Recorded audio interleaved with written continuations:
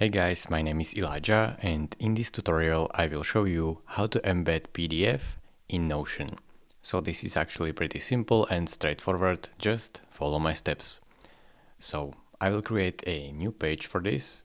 So embed PDF, and in order to embed your PDF, you will have to first type \, then type PDF.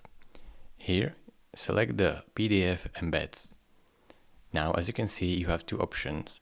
You can either upload your PDF from your computer or embed the link to your PDF on internet.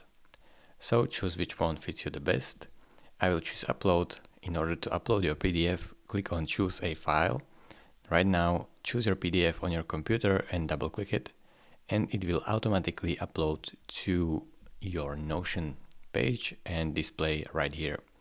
You can scroll in your document, as you can see, or you can make the window bigger so you can see the whole page in your embed window.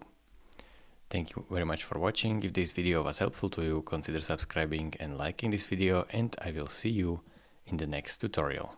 Bye bye.